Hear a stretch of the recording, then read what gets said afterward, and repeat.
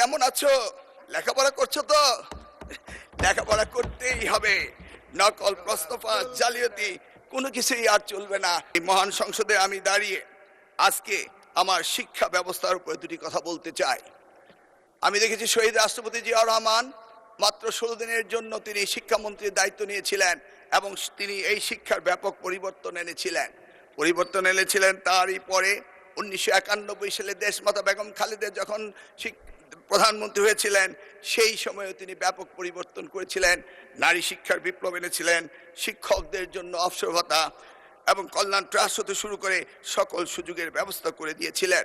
মাননীয় স্পিকার, আজকের এই প্রেক্ষাপটে আজকে আমাদের প্রধানমন্ত্রী তিনি নতুন ঘোষণা দিয়েছেন, one teacher one tab, free wifi, multimedia classroom হতে শুরু করে বিনামূল্যে স্কুলের ড্রেস এবং স্নাতক পর্যন্ত মেয়েদের উপবৃত্তির ব্যবস্থা, শিক্ষা খাতে মৌলিক বৈষম্য নিরসন এবং প্রাথমিক শিক্ষায় mid day meal, learning youth happiness হতে শুরু করে অসংখ্য, আমার এই স্বল্প সময়ের তা অসম্ভব নয় বলে আমি আর বাড়াচ্ছি না।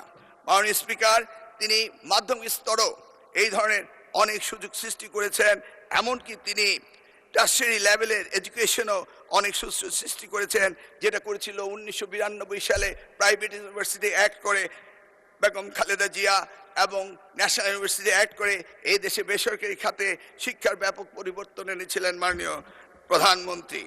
শিয়া বাটার ও ভিটামিন সমৃদ্ধ লিলি বিউটি সোপ, তারুণ্যময় উজ্জ্বল ত্বকের জন্য।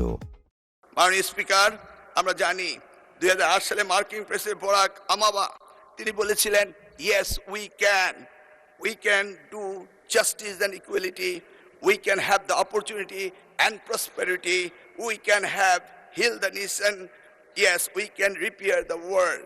ঠিক যেমনিভাবে আজকের প্রধানমন্ত্রী ২৫শে ডিসেম্বর যখন বাংলাদেশের মাটিতে এসেছিলেন তখন তিনি বলেছিলেন, yes we have a plan, yes we have a plan. আমরা কিভাবে অর্থনৈতিক দুর্দশা থেকে কাটিয়ে উঠতে পারি, নতুন কর্মসংস্থান তৈরি করতে পারি এবং মানুষের জীবন কিভাবে উন্নত করতে পারি সেই কথাগুলি তিনি বলেছিলেন, yes we have a plan. আমরা আমাদের ভাঙা বিশ্বাসকে আবারও জোড়া লাগাতে পারি, মানুষের আস্থা ফিরিয়ে আনতে পারি। তিনি বলেছিলেন, yes we have a plan.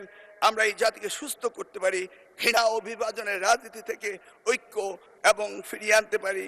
Yes we have a plan. আমরা শুধু একটি দেশ নয়, পুরো পৃথিবীর জন্য পরিবর্তন আনতে পারি। Yes we have a plan. তার জন্য পুরনো বস্ত্রপ্রথা রাজনীতি থেকে বেরিয়ে আসতে হবে, ক্ষমতায় থেকে টেনে ফেলার রাজনীতি বাদ দিতে হবে, সমৃদ্ধ বাংলাদেশের পথে ঐক্যবদ্ধভাবে এগিয়ে নিতে হবে।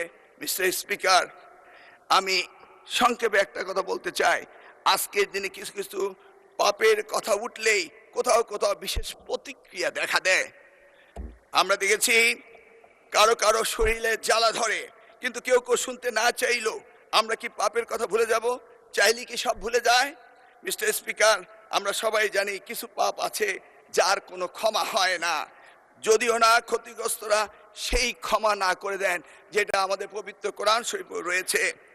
আমরা বাস্তবতায় অনেক সময় অনেক কিছু মেনে নেই, উপেক্ষা করি, হজম করি এবং কম্প্রোমাইজ করি, কিন্তু তাই বলে পাপ কি কখনো মুছে যায়? উত্তর একটাই, পাপ কখনো মুছে যায় না। সত্যটা হলো এই জাতির ইতিহাসে সবচেয়ে বড় পাপের ঘটনাটি ঘটেছিল ১৯৭১ সালে। ৫৪ বছর পরও জাতি তা ভুলে যায়নি।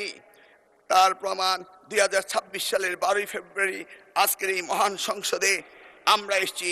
সুতরাং এই পাপের কথা আমরা ভুলে যাব না, বরং প্রজন্ম থেকে প্রজন্ম আমরা এই পাপের কথা বলেই যাব। মাননীয় স্পিকার, মিস্টার স্পিকার, পরিস্থিতি আমি যা বলে শেষ করব তা সারা দেশের আমার অতি আদরের সোনামণিদের জন্য বলবো, তাদের উদ্দেশ্যে বলবো, এই তোমরা কেমন আছো? লেখাপড়া করছো তো? লেখাপড়া করতেই হবে।